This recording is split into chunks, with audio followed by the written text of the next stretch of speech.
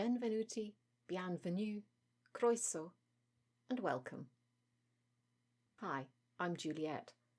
Join me on a journey through my language learning process and learn my thoughts on different aspects of language learning with the A Language Learning Tale podcast. Today I'm talking about, can I have some glue please? Or, how do I get vocabulary to stick in my brain? Ah, the age-old problem of learning vocabulary. A thorny problem indeed. Let us time travel again, back to the halcyon days, the really stressful days of school and learning vocab. Let's paint a little picture. Step 1. Go to language lesson. Step 2. Listen to teacher and diligently write down all the new vocabulary introduced in said lesson. Step 3. Do homework, trying to learn the list of vocabulary you wrote down by heart by staring at it. Step 4. Version 1. Go to next language lesson. Keep your head down so you don't get picked by the teacher. You all get tested on the vocabulary you were supposed to have learnt by a written test. Squeeze your brain to try to get all the answers out and worry that you've got them all wrong. Step 4, version 2. Go to next language lesson. Keep your head down so you don't get picked by the teacher. The teacher nevertheless picks you, and you have to speak in front of the class, using the vocabulary you barely know. You get embarrassed and feel inadequate as you stumble your way through. Does this sound familiar to anyone? Or is it all different now?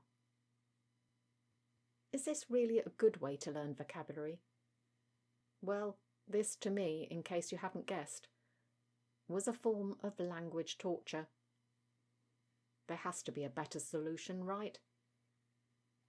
It's widely accepted these days that spaced repetition is a good way to learn vocabulary. That means, for most people, having all the vocabulary you need to learn in an app, and to let the app test you on it. You will probably start off seeing every single thing you've put in and have to, in some manner, confirm that you do or don't know it. Then the app will decide how long it should be before it tests you on the same words again. This will depend on whether you got it right or wrong, or simply confirmed whether you know it or not. People have worked out what is considered to be the perfect space between repetitions to have the greatest effect on retention. I have no idea whether or not this is now used in schools. I suspect not in many cases, but I might be wrong. This can, of course, be done with physical flashcards too, but the repetition element is then much less scientific. Some people swear by using this method to learn vocab.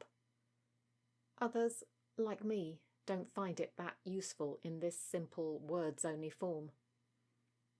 It just doesn't go in.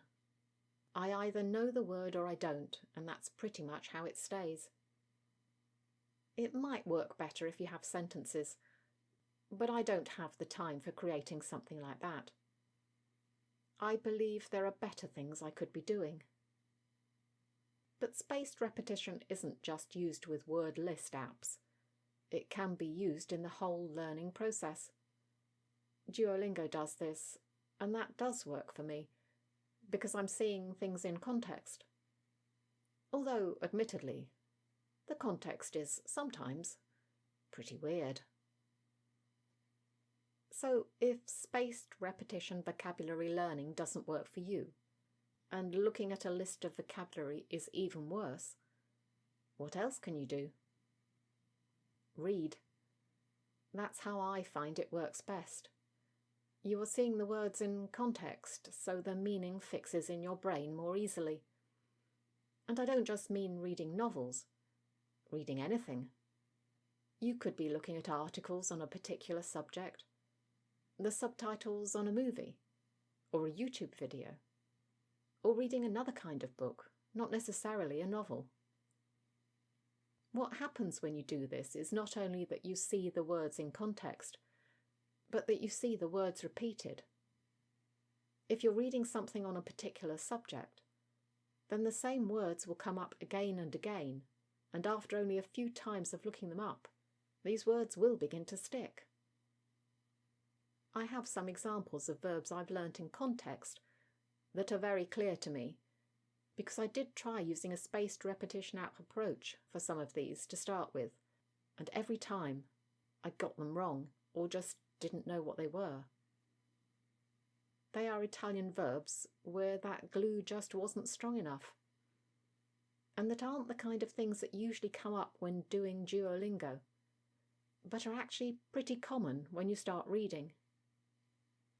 There's afferrare, to grab or grab onto. Assomigliare, to look like.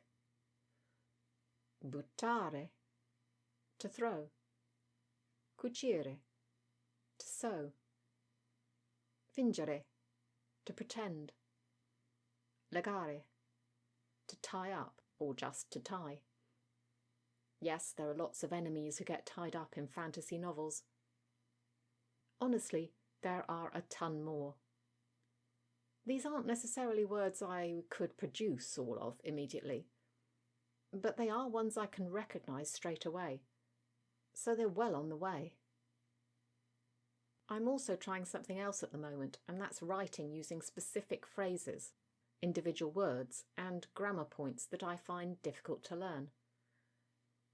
I don't know how well this is going to work for me yet. It's too early to say. However, writing things down does help in most things, so I'm hoping for good things with this. Of course, some people just write the individual words down a ton of times to learn them. I think this would work, but again, I'd much rather be doing something else than giving myself cramp in my hand. And then there are other more, I would say, complicated ways, such as using mnemonics, which is basically associating words in some way with something else to prompt you, like an acronym. Or perhaps mind maps, where you connect a lot of related words with lines and colours and circles. I see more potential with this, but still I think there are better things I personally could be doing. And then there are even more time-consuming things, like drawing each word's meaning, or studying its etymology. These things might work for you, but I don't think they'd be very efficient. I hope at least this has given you some ideas on how to learn vocabulary that will work for you. But when it comes down to it, I still think that the best way to learn those stubborn words that just won't stick is simply to read. That's all for today's episode. Don't forget to join me again next time for more language learning tips, tricks and tales. And in the meantime, check out the A Language Learning Tale YouTube channel for additional non-podcast content. Ciao, salut, wheel, and bye for now.